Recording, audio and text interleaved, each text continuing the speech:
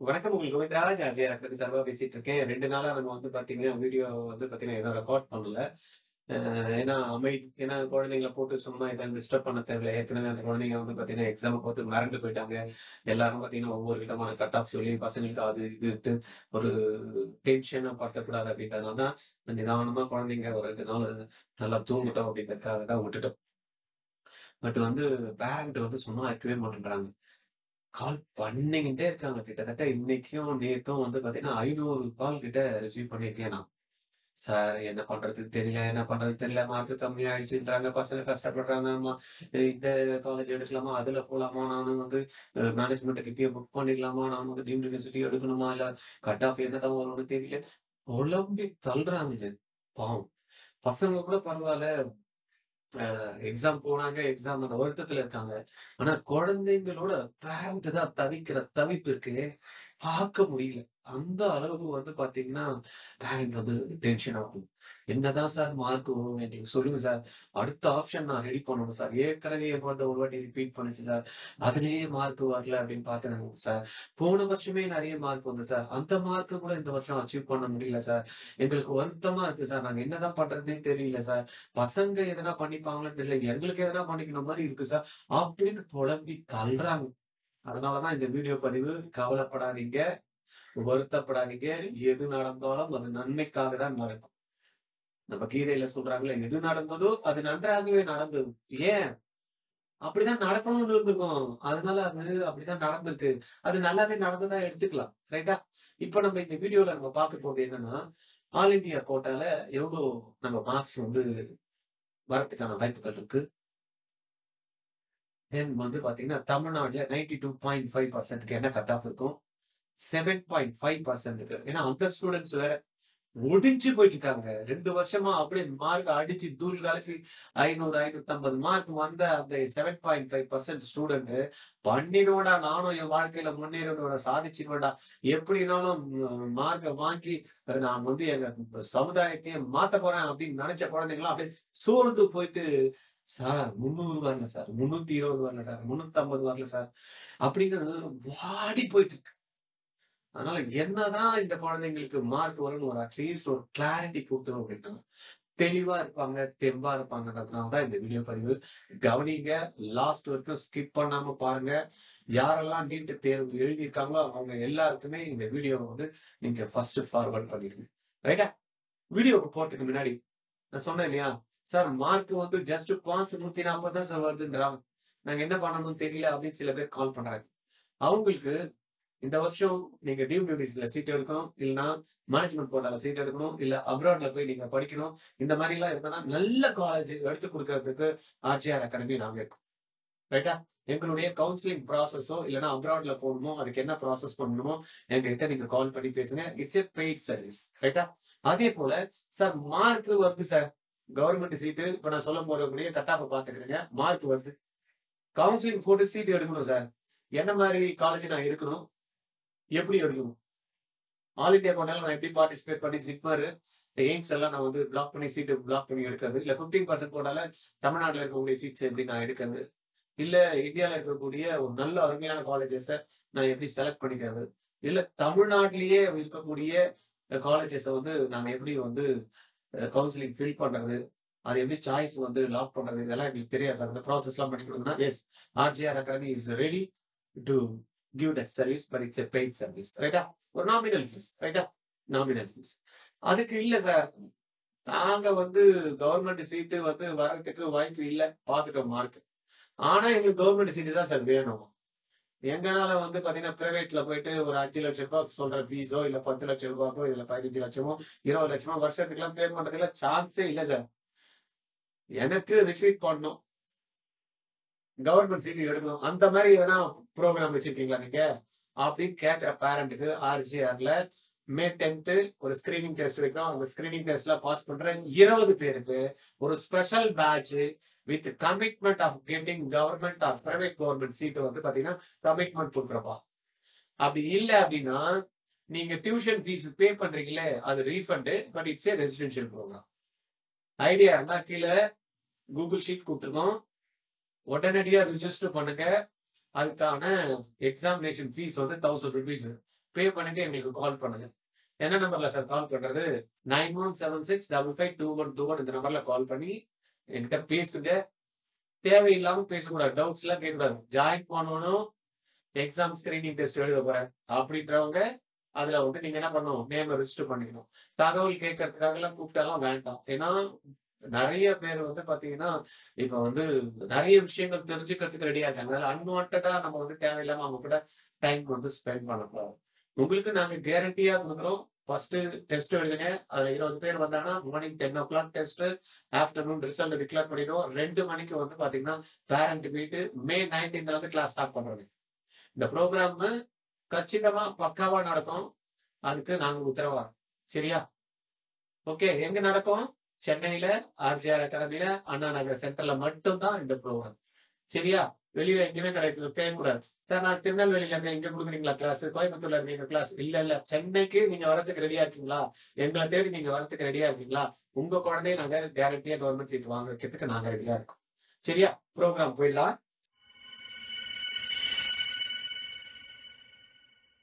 தகிப்பு நம்ம வந்து பாத்தீங்கன்னா இந்தியா ஃபுல்லா இருக்கக்கூடிய எக்ஸ்பர்ட்ஸ் என்னெல்லாம் சொல்றாங்க அப்படின்றது வந்து பாத்தீங்கன்னா கடந்த 48 மணி நேரமா நல்லா கிளியரா அப்சர்வ் பண்ணி என்ன மாதிரியான இந்த பேப்பர் வந்து இருந்திருக்கு அப்படின்றத வந்து தெளிவு பண்ணிட்டோம். ஏன்னா உடனே வந்து நம்ம வீடியோ அன்னைக்கே போட்டுட்டோம். என்ன மாதிரி பேப்பர் இருந்ததுன்னு அன்னைக்கே போட்டுட்டோம். ரைட்டா? இதுல நிதர்சனமான உண்மை என்னன்னா என்டிஏ பேப்பர் வந்து டஃபா செட் பண்ணிட்டாங்க அப்படின்றது உண்மையா இருந்தா கூட எந்த கோச்சிங் சென்டருமே அந்த பசங்களை அந்த போட்டித் தேர்வுக்கான தகுதிகளை ஏற்படுத்தி கொடுக்கல. இன்க்ளூடிங் மீ தான். ஒரு கொஸ்டினை வந்து எதிர்கொள்றதுக்கு கூட அந்த குழந்தைக்கு தைரியம் இல்லாம அழுது உட்கார்ந்துட்டு இருக்கிற இடத்துல போய் எக்ஸாம்ல உட்கார்ந்துனா எந்த அளவுக்கு வந்து பாத்தீங்கன்னா அந்த குழந்தைங்களுக்கு கூட அந்த உத்வேகத்தையோ உற்சாகத்தையோ மனதைரியத்தையோ ஒவ்வொரு இன்ஸ்டியூட்டுமே கொடுக்கல அப்படின்றதான் இது வந்து ப்ரூவ் பண்ணும். It's a failure for not NDA, it's a failure for all coaching centres. Coaching சென்டர்ஸோட ஃபெயிலியூர் தாங்க இது. அந்த மன தைரியத்தை மன வலிமையை குழந்தைங்க ஜெயிக்க முடியும்ன்ற ஒரு தெம்ப கொடுக்கவே இல்லைங்க எந்த இன்ஸ்டிடியூஷனுமே. அந்த கொஸ்டினை பார்த்தா பயந்து போயிட்டு நடுக்கி போய் அழக்கூடிய ஒரு மன வலிமையை தான் வந்து பாத்தீங்கன்னா அந்த குழந்தைங்க கொடுத்துருக்கா என்னுடைய ஆதங்கம். நம்ம யாரையும் வந்து குறை சொல்ல முடியாதுங்க. நான் தாங்க தப்பு பண்ணியிருக்கேன் என் சமுதாயம் வந்து சீரழிகிறதுக்கு, நான் தாங்க தப்பு பண்ணியிருக்கேன் என்னுடைய மாணவர்கள் வருத்தப்படுறதுக்கு அப்படின்னு நான் வெக்கப்படுறேன். என்னுடைய மாணவர்கள் போய் தேர்வுல உட்கார்ந்து கஷ்டப்படுறாங்க அப்படின்னா அதுக்கு நான் தாங்க காரணம். ஒவ்வொரு கோச்சிங் இன்ஸ்டிடியூட் தாங்க காரணம். சும்மா மார்க் வருது அப்படி பார்த்ததுமே வந்து அடிச்சுட்டு போயிட்டு எக்ஸாம்ல போய் பண்றதுக்காக நாங்க ட்ரைனிங் கொடுக்குறோம் இல்லையே. எந்த மாதிரியான தேர்வு இருந்தாலும் பரவாயில்ல, அடித்தளம் பேசிக் சரியா இருக்கணும், சிறப்பா இருக்கணும். பார்த்ததுமே அந்த குழந்தை வந்து பாத்தீங்கன்னா மைண்ட்ல அந்த சார்ட் ஓடியாரணும். கொஸ்டின்ஸ் வந்து பாத்தீங்கன்னா ஃபார்முலாஸ் ஃபிங்கர் டிப்ஸ்ல இருக்கும். இப்படின்னு வாயில வார்த்தைகள் சொன்னா மட்டும் போதுமா? செயல்ல நடக்கவே இல்லையே. 650 மார்க் வாங்கினா இன்னைக்கு வந்து பெரிய விஷயமா இருக்குதுங்க இந்த எக்ஸாம்ல. அப்ப என்ன இந்த கோச்சிங் சென்டர்ஸ் வந்து நம்மள தயார் பண்ணிருக்கு, இன்க்ளூடிங் மீ, என்னதான் கேட்டுக்கிறேன். பண்ணவே இல்லைங்க.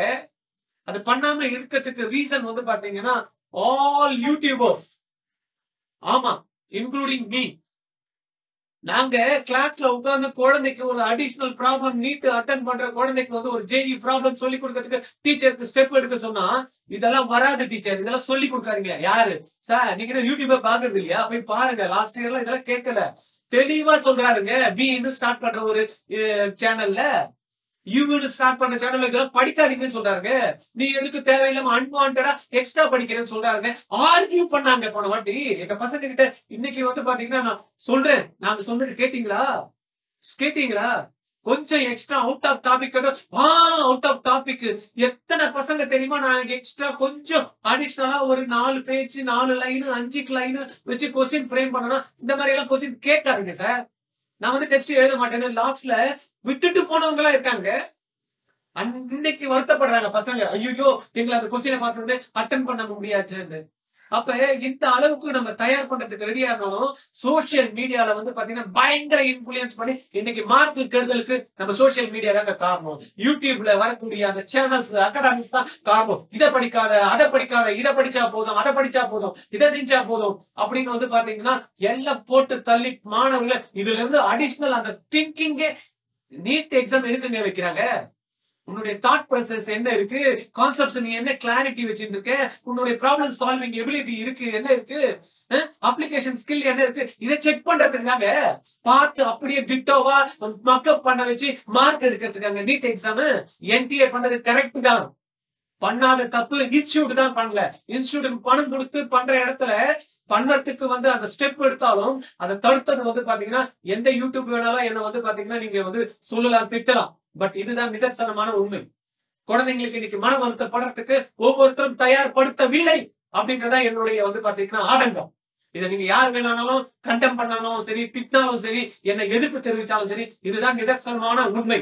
எந்த இன்ஸ்டியூட்டுமே குழந்தைகளை தயார்படுத்த அந்த போட்டி தேர்வுக்காக என்ன எக்ஸ்பெக்டேஷன் என்டிஏ எதிர்பார்க்குதோ அந்த என்டிஏ எக்ஸ்பெக்டேஷன் நம்ம பூர்த்தி பண்ணல அப்படின்றதா என்னுடைய ஆதங்கம். அதை பூர்த்தி பண்ணாததுக்கு நாங்க ஸ்டெப் எடுத்தா கூட என்னால பண்ண முடியாததுக்கு அந்த தடுக்கிறதுக்கு அந்த குழந்தைங்களுக்கு பாத்தீங்கன்னா இந்த மாதிரியான இன்ஃபுளுயன்ஸ் தான் வந்ததே தவிர இது கேட்க மாட்டாங்க சார், அது கேட்க மாட்டாங்க சார், எங்களுக்கு கொஸ்டின்ல லைன் கொடுங்க சார், எக்ஸ்ட்ரா கேட்காதீங்க சார், வாங்க ஃபேமிலில இருந்து ஒண்ணு எக்ஸ்ட்ரா கேட்டுருக்காங்க, நான் அந்த மாதிரி கொஸ்டின் ஒண்ணு ஃப்ரேம் பண்ணி கொடுத்தா எங்க கிளாஸ்ல இருக்க பசங்க யாருமே எழுத மாட்டாங்க. அந்த டீச்சரை வேணாங்கட்டாங்க. இந்த டீச்சர் எக்ஸ்ட்ரா கேக்குறாங்கன்னு அந்த டீச்சரை மாத்துங்கன்னு சொன்னாங்க பசங்க. அந்த அளவுக்கு பாத்தீங்கன்னா சோசியல் மீடியா பசங்களை இன்ஃபுளுயன்ஸ் பண்ணி வச்சிருக்கு. அப்ப பசங்க கெடுறதுக்கு காரணம் நம்மள மாதிரியான யூடியூபும் பிளஸ் பாத்தீங்கன்னா அந்த இன்ஸ்டியூட் தான் காரணம். இன்ஸ்டியூட் தான் காரணம். ரைட்டா?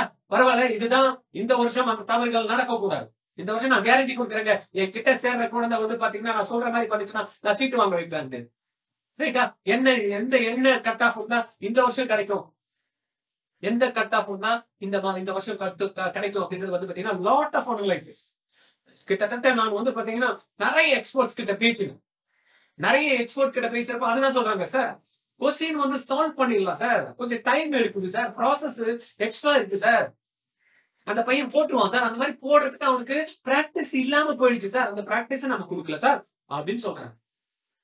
சில இன்ஸ்டிடியூஷன் சொல்றேன் என்டிஏ பழி வாங்கிச்சு, என்டிஏ பழி வாங்கிச்சு, என்டிஏ பழி வாங்கிச்சு. என்ன என்டிஏ பழி வாங்கிச்சு? பையன் படிக்கிற பையன் படிச்சுட்டு இருப்பான், நல்லா ஸ்ட்ராங்கா இருக்கிறவன் ஆன்சர் பண்றானே. ஜேஇ அட்வான்ஸ் போய் ஒரு குழந்தை தரோவா பண்ணி எடுக்குதுன்னா என்ன நீட் எக்ஸாம்ஸ் பண்ண முடியாதா? ஜேஇ அட்வான்ஸோட எக்ஸ்ட்ரா கேட்டாங்க சார், கேட்கட்டான் உட்காந்து ப்ரிப்பேர் பண்ணு. நீட்டுக்கு ப்ரிப்பேர் பண்றவன் ஜேஇயோட மெயினோட பேப்பரை எடுத்து ப்ரிப்பேர் பண்ணி நீ எழுதி இருந்தனா வந்திருக்கும். எனக்கு அது தேவையில்லை அப்படின்னா இன்னைக்கு நம்ம அனுபவிக்கும். யார் வேணாலும் நீங்க தப்பா எடுத்துக்கணும். ஸ்டூடெண்ட்ஸ் கூட பாத்தீங்கன்னா எனக்கு அகைன்ஸ்டா இருக்க பரவாயில்ல. பட் இதுதான் நிதர்சனமான உண்மை. உங்களை நீங்க என்னைக்கு தயார் பண்ணிக்கிறீங்களோ, ஒரு 10 கிலோ தூக்குனா போதும்ன்ற போட்டியில 20 கிலோ தூக்குறதுக்கு வெயிட்டுக்கு நான் ரெடியா இருந்தாதாங்க 10 கிலோ அசால்ட்டா தூக்கிட்டு வரோம்.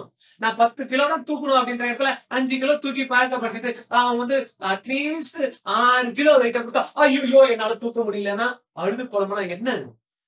கரெக்டா? அதனால நம்ம மேல தவறு, நம்ம தான் நம்மள கரெக்ட் பண்ணிக்கணும். நம்ம சுத்தி இருக்கக்கூடிய விஷயங்கள்லாம் எல்லாமே பக்காவா இருக்கு அப்படின்றதுதான் என்னுடைய கருத்து.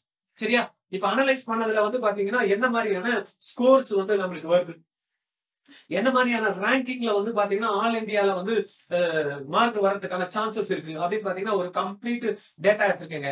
ஆல் இந்தியா லெவல்ல டாப் 100 ரேங்க்ல வர மார்க்கே பாத்தீங்கன்னா 450க்கு மேல போவாதுன்னு தான் என்னுடைய கணிப்பு. ஆனா இதுலயும் திருப்பியும் சொல்லிக்கிறேன், கொஸ்டின் பேப்பர் அவுட் ஆகல, பசங்களுக்கு பேப்பர் டஃப், இது எல்லாத்தையும் நீங்க பண்ணா கூட நீங்க பாருங்க மார்க் எடுக்கிறவன் எடுத்துன்னு வச்சிருப்பாங்க. அதுவும் பாத்தீங்கன்னா ஃபேமஸ் இன்ஸ்டிடியூஷன்ல தான் அந்த மார்க்கும் இருக்கும். எப்படி நடக்குது?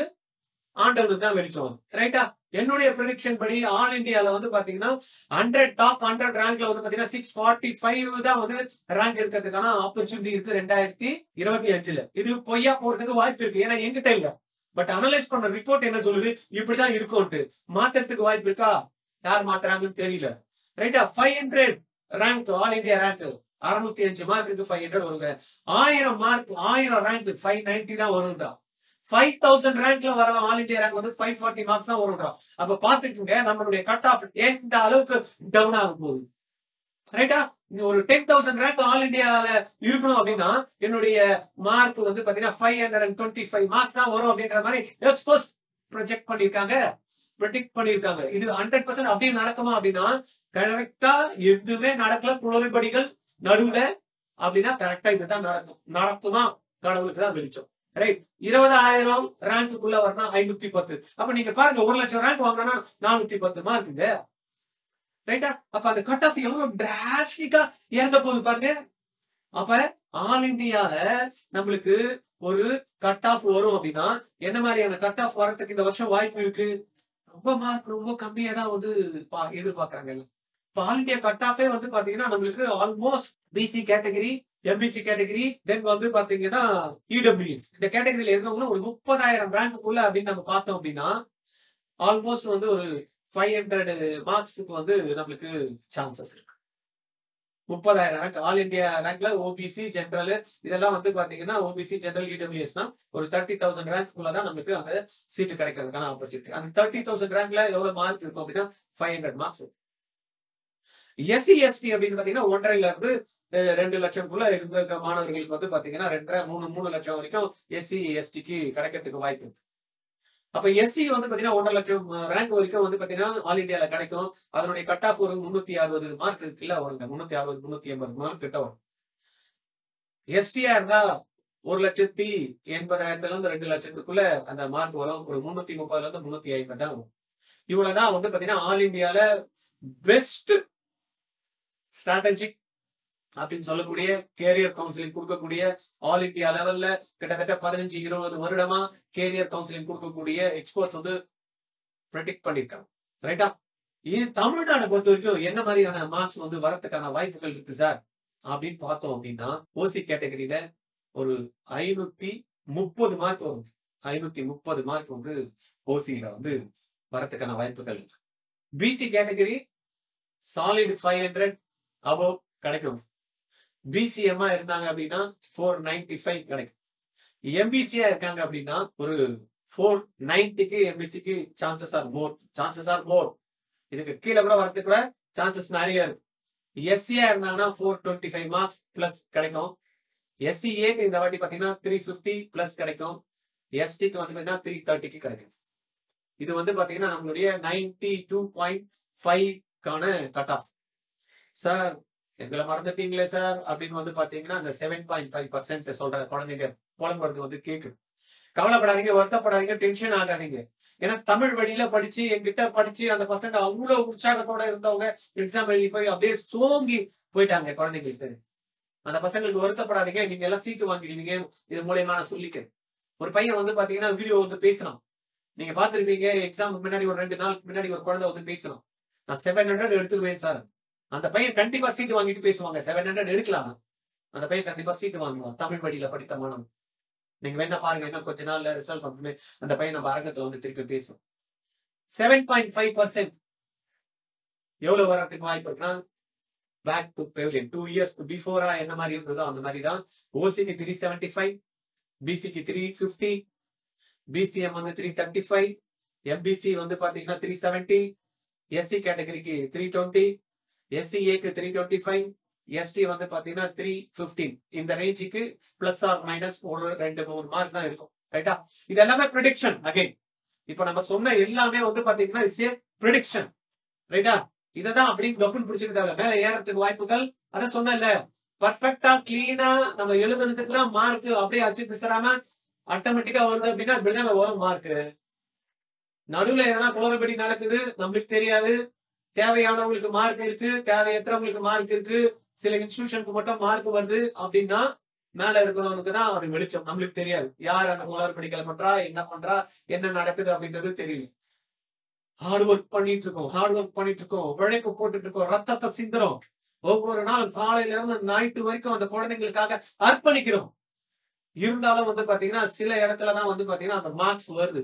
சில இடத்துல எல்லாம் வந்து பாத்தீங்கன்னா அந்த இடத்துல சென்டர் நடத்த முடியல, காலி பண்றாங்க. எல்லாம் வந்து பாத்தீங்கன்னா தெருவா இருக்கக்கூடிய நீட் கோச்சிங் சென்டர்ஸ் எல்லாம் காலி ஆகுது அப்படின்ற வந்து பாத்தீங்கன்னா பல கோடி நஷ்டமாகுதுன்னு போறாங்க. அங்கெல்லாம் என்ன நடக்குதுன்னு பாத்தீங்கன்னா ஜேஇ மெயின்ல பாத்துருப்பீங்க. அந்த இடத்துலதான் வந்து பாத்தீங்கன்னா இந்த வருஷம் லாஸ்ட் இயரோட நிறைய பேர் குவாலிஃபை பண்றாங்க. அப்ப எப்படி அங்க மட்டும் மார்க் மாறுது தெரியல எனக்கு. ஏன் மாறுது, எப்படி மாறுதுன்னு தெரியல எனக்கு. அதுக்கு ஆன்சர் உங்களுக்கு எதனா இருந்ததுன்னா கீழே கமெண்ட்ஸ்ல கொடுங்க, எல்லாரும் தெரிஞ்சுக்கணும். ரைட்டா? இது என்னுடைய ஆதங்கம் இல்ல. நான் பண்ணணும்னு நினைக்கிறப்ப வந்து பாத்தீங்கன்னா பண்ண விடாம தடுக்கிறாங்க social media and YouTubes and other institutes. ரைட்டா? இந்த மாதிரி டாமினேஷன் இருக்கக்கூடாதுன்னா இன்னைக்கு வந்து நாங்க ஃபீல்டுல இறங்கி கண்டிப்பா நாங்க செய்யறோம், நாங்க பண்றோம். நாங்க சத்தம் போடாம பண்ணிட்டு இருந்தோம். இன்னைக்கு பாருங்க எல்லாரையும் கூட்டி பண்றோம் அப்படின்னு சத்தம் போட்டு நாங்க வந்து பண்ணிட்டு இருக்கோம். எல்லாருக்கும் வந்து பாத்தீங்கன்னா எங்க கிட்ட வந்து பாத்தீங்கன்னா அந்த நெருக்கம், சார் எங்க சார் இருந்தீங்க நீங்க இவ்வளவு நாளு, எங்க சார் இருந்தீங்க, அவ்வளவு அச்சு பிசலாம சொல்றீங்க, அட்டகாசமா சொல்றீங்க, இருக்கிற மாதிரி சொல்றீங்களே அப்படின்னு வந்து பாத்தீங்கன்னா பேரண்ட் கால் பண்ணி சொல்றாங்க. உங்கள மாதிரி ஆளுங்க தான் சார் எங்களுக்கு தேவைன்னு சொல்றாங்க. நாங்க இருக்கோங்க தமிழ்நாட்டுல வந்து மாணவர்கள வந்து சாதிக்க வைக்கிறதுக்கு. உங்கள மோட்டிவேட் பண்ணணுமா, உங்கள வந்து ஜெயிக்க வைக்கணுமா, உங்கள சாதிக்க வைக்கணுமா, உங்கள நீங்க சோர்ந்து போயிருந்தா உற்சாகம் குடுக்கணுமா, நாங்க இருக்கோங்க ஆர்ஜிஆர் அகாடமி. இந்த வீடியோ வந்து உங்களுக்கு தெரிஞ்ச எல்லாருமே ஃபார்வர்ட் பண்ணுங்க, போய் சேரட்டும். Thank you.